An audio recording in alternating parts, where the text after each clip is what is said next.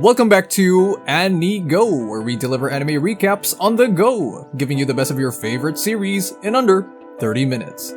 In today's recap, we will be going through one of the greatest delinquents of Furin High. Yes, we're talking about Haruka Sakura. He is a foreign student who chose to immigrate to that infamous town for a reason, and that is to talk with fists and not lips. Let's get into the video recapping Windbreaker Season 1. The anime starts with Haruka Sakura going to a place in Japan that is famous for having a bunch of delinquents and gangs. He has been bullied throughout his childhood because of his unique appearance, so he grew up being alone. That's why he transferred to Furin High School, which prioritizes strength over academics. However, that mindset changed when he got to know more about the characters and built camaraderie with the strong ones in Furin, like Shark Teeth Toma Hiragi, Hayato Suo, Kyotaro Sugishita, and the current leader, Hajime Umemiya. He didn't know that the Furin protects the town from delinquents who want to mess with the people, and gives back to the community by being active in patrolling. Sakura also got a close bond with the store owner, Kodowa Tachibana, who helped him realize that he was not alone.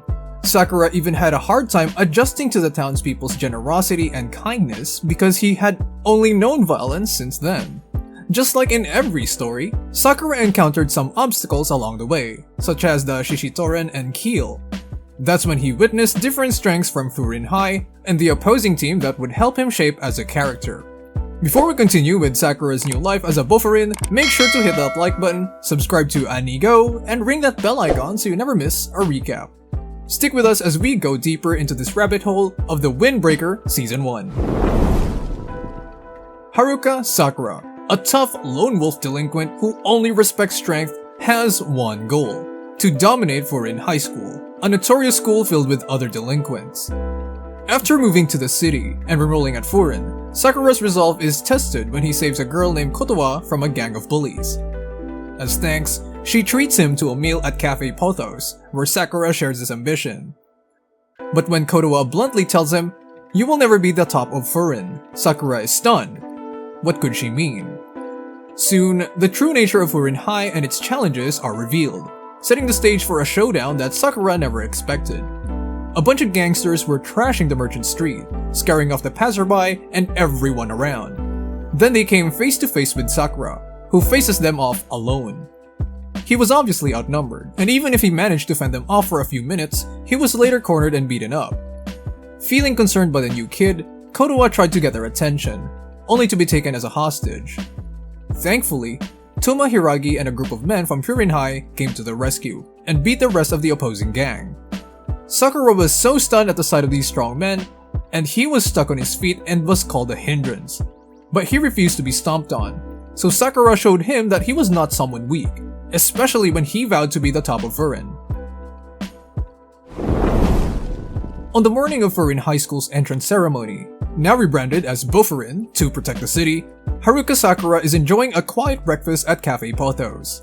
That is until Akihiko Nirei, a super energetic and cheerful boy in the same grade, bursts in, proudly showing off his new Furin High uniform to Kotowa. Sakura is caught off guard by Akihiko's infectious energy and almost overwhelming friendliness.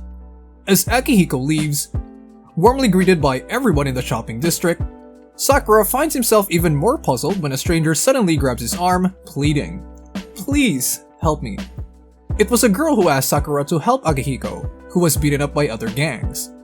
Sakura was on time and made a dramatic entrance that made Akihiko realize that he had befriended a strong guy.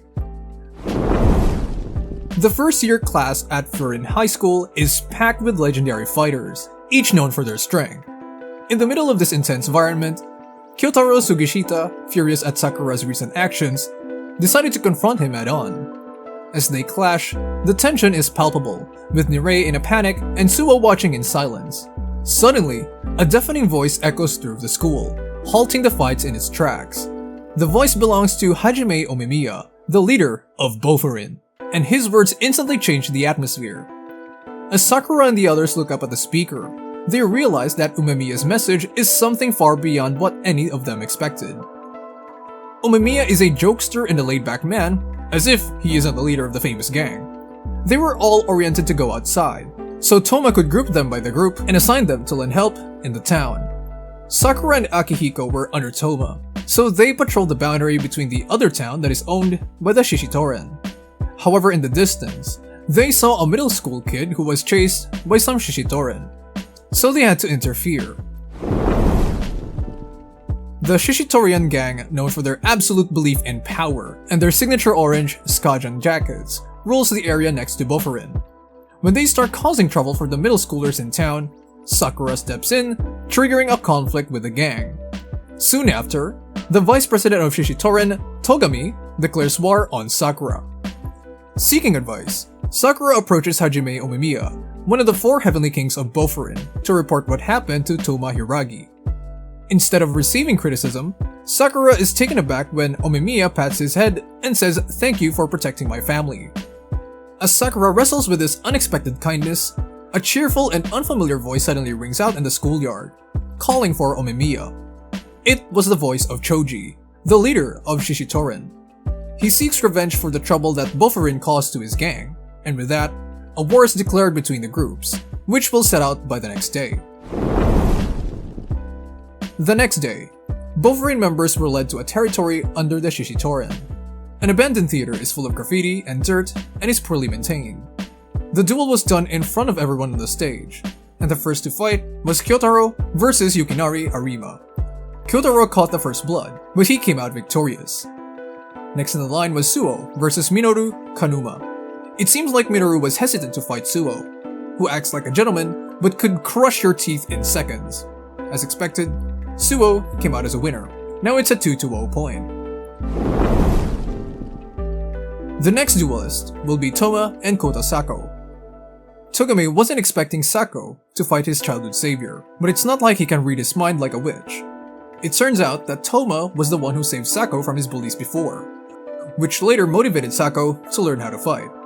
Since Toma wanted Sako to stand up for himself, he agreed to train him every day by the riverbank. It was Sako's intention to be by his side until Toma became the top. But it changed when Toma chose to stand next to Omimiya. In the present day, 2 fighters show great moves in fighting. Even though it hurts Toma, he still has to stand his ground and defeat Sako. The next in line is the awaited fight between the Shishitoren right-hand man, Jo Togame, and our arrogant yet strong Sakura. At first, both fighters showed great fighting skills. Even as the next strongest man from the opposing team, Sakura was able to fend off his attack and managed to land an attack. However, it didn't last long for Sakura to fall and dealt greater damage. But with his mindset and belief, he refused to falter and fought back strong as ever. That's when Sakura blurted out that it was their men who chased the middle schooler first. Upon hearing this, Togami beat up the members who were present that day and took their jackets off, disowning them from the group. It has been with a rule since it's what Choji said. They couldn't tolerate weak members, so whoever is weak shall be disregarded as a Shishitoren. But in reality, it's not what Togami wants. However, he's only doing this for Choji's sake. It was because of that fight with Sakura that he realized the mistake he made when Shishitoren changed ever since Choji came on top.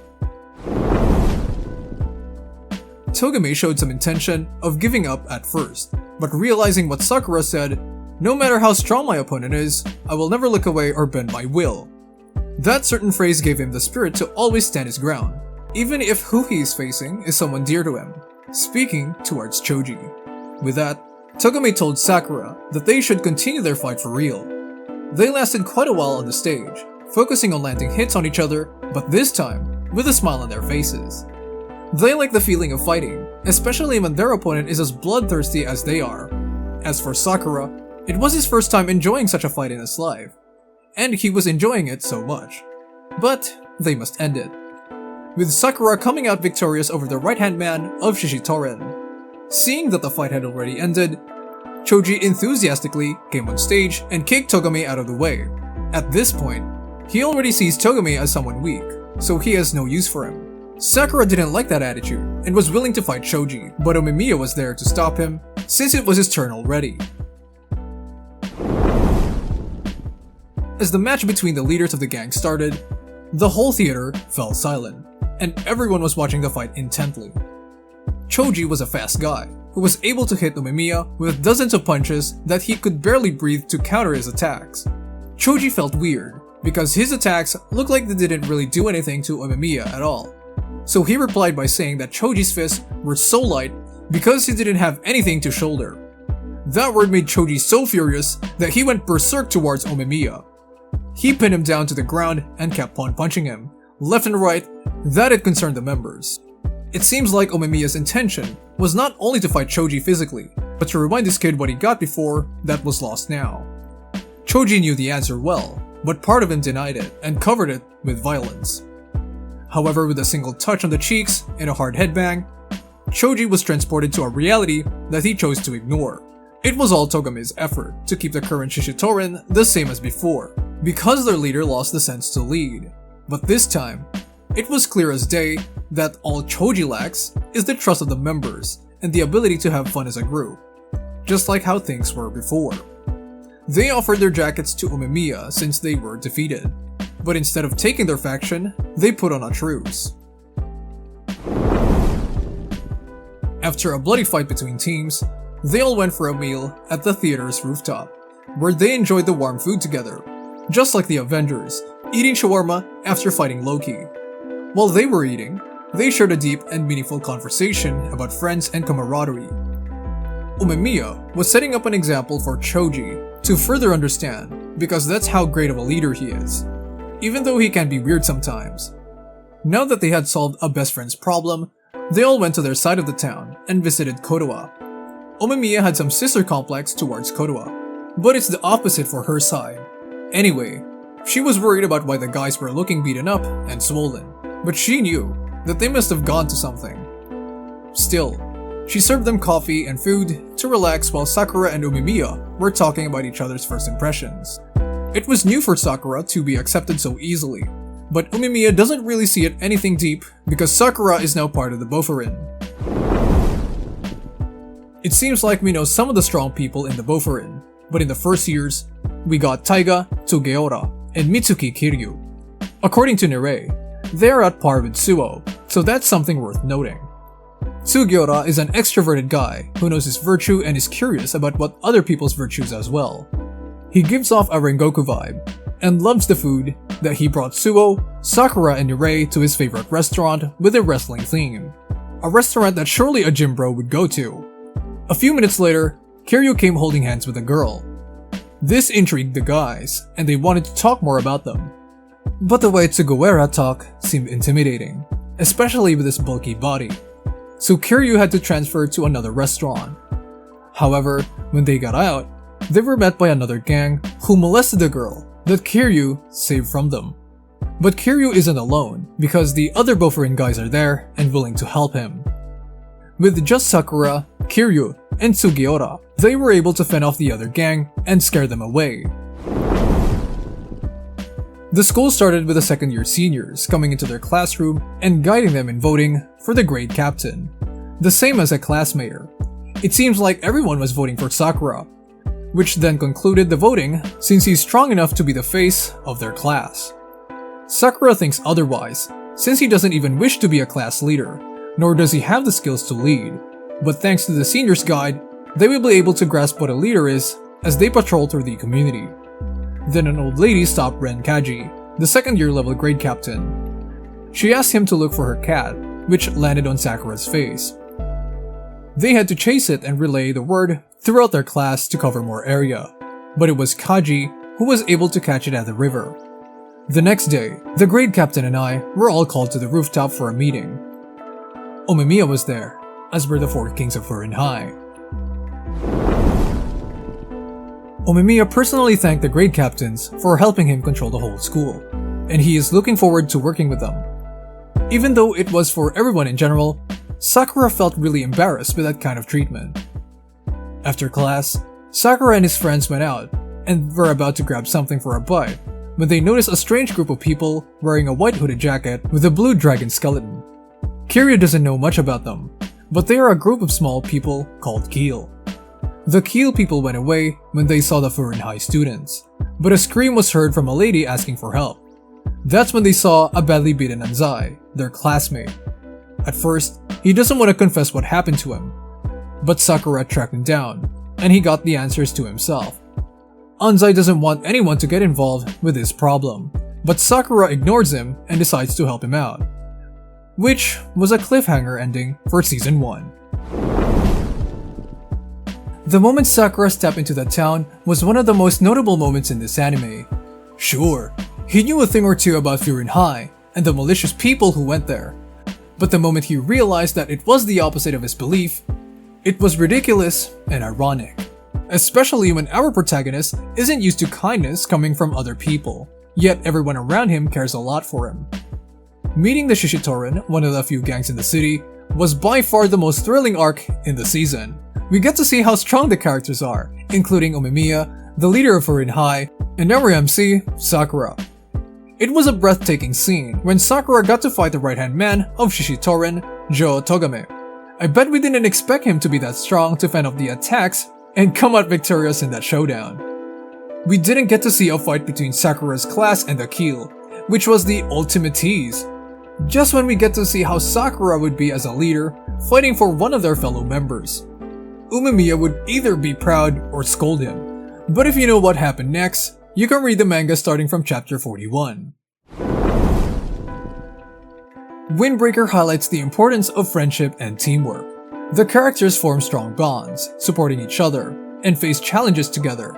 This camaraderie is something many people can relate to, especially those who have been part of a close-knit group or team. Even if you're someone like Sakura, who has a hard time accepting the kindness of humanity, it is still important to value friendship. Violence among these teenagers happens for a reason, mostly because of bullying. But as these characters grew up, they decided to use violence as a way to defend the weak, which is the motto of Bofferin. But it isn't limited to them because we can also see Shishitoran Togame's background.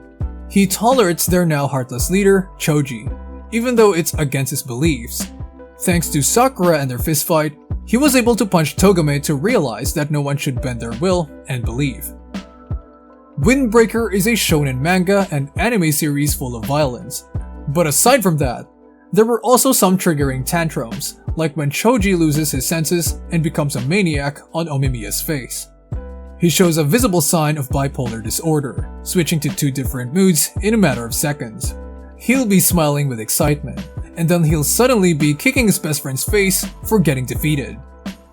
The same goes for Sakura, who is full of anger issues and barely shows any care to anyone due to childhood trauma. Alright, that's it for today's recap on Windbreaker Season 1. This series is too good to pass, and it makes me impatient for Season 2 as we look forward to what might happen with Sakura's class and Keel. If you enjoyed this recap, drop a like, hit that subscribe button, and let us know in the comments what anime you'd like for us to cover next. Don't forget to ring the bell so you're notified when our next video drops. Thanks for watching, and see you next time on Anigo, anime recaps on the go.